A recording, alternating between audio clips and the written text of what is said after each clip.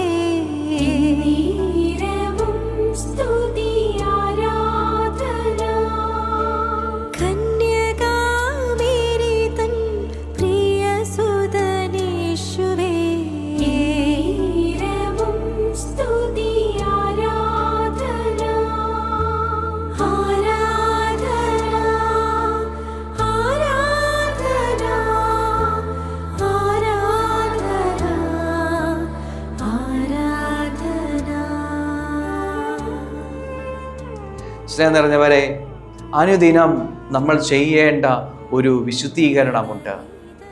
നമ്മുടെ ശരീരത്തെ നമ്മൾ കുളിച്ച് വൃത്തിയാക്കുന്നത് പോലെ തന്നെ നമ്മുടെ ആത്മാവിനെയും മനസ്സിനെയും കഴുകി വിശുദ്ധീകരിക്കണം ഈശോയുടെ തിരുരക്തം കൊണ്ട്. ഈശോയുടെ തിരുമുറിവിൽ നിന്ന് ഒഴുകിയിറങ്ങുന്ന രക്തം കൊണ്ട് ഓരോ മിനിറ്റിലും നമ്മുടെ ശരീരത്തെ, ആത്മാവിനെയും മനസ്സിനെയും കഴുകി വിശുദ്ധീകരിക്കണം. നമ്മളുടെ ഓർമ്മ വെച്ചുള്ള നാളുകൾ, നമ്മുടെ ഓർമ്മയില്ലാത്ത കാലഘട്ടങ്ങൾ, ഇപ്പോഴുള്ള കാലഘട്ടം, ഭാവി ജീവിതത്തെ ഒക്കെ എപ്പോഴും ഈശോയുടെ തിരുരക്തം കൊണ്ട് കഴുകി വിശുദ്ധീകരിക്കുന്ന ഒരു ആത്മീയ കാര്യം നമ്മളെപ്പോഴും ചെയ്തുകൊണ്ടിരിക്കണം. ഒരു ആത്മീയ വിശുദ്ധീകരണം നമ്മളെപ്പോഴും ചെയ്തുകൊണ്ടേയിരിക്കണം. ആത്മീയ ശുചീകരണം എപ്പോഴും നമ്മൾ ചെയ്തുകൊണ്ടേയിരിക്കണം. തിരുരക്തത്താൽ എപ്പോഴും നമ്മൾ നടക്കുന്ന സ്ഥലങ്ങളെ കഴുകി വിശുദ്ധീകരിച്ചു വേണം നടക്കുവാൻ. ഓരോ ജോലികളും ചെയ്യുമ്പോൾ ആ ജോലിയെ ആദ്യമേ ഈശോയുടെ തിരുരക്തം കൊണ്ട് കഴുകി വിശുദ്ധീകരിക്കണം. ഒരു വ്യക്തിയെ കാണുമ്പോൾ ആ വ്യക്തിയെ ഈശോയുടെ തിരുരക്തം കൊണ്ട് കഴുകി വിശുദ്ധീകരിച്ച് കാണുവാനായിട്ട് നമുക്ക് സാധിക്കണം. സംസാരിക്കുവാനായി തുടങ്ങുന്നതിന് മുമ്പ് ആ വ്യക്തിയെ തിരുരക്തം കൊണ്ട് കഴുകി വിശുദ്ധീകരിച്ച് സംസാരിക്കുവാൻ. ഈശോയുടെ തിരുരക്തത്തിൽ വലിയ ഒരു ആശ്രയം, തിരുരക്തം കൊണ്ട് എപ്പോഴും കഴുകി നടക്കുന്ന ഒരു വ്യക്തിയായിട്ട് മാറുക. ഓരോ പ്രവൃത്തി ചെയ്യുന്നതിന് മുമ്പും ഓരോ കാര്യങ്ങൾ ചെയ്യുമ്പോൾ ഈശോയുടെ തിരുരക്തത്തിൻ്റെ ശക്തി ഇറങ്ങണം.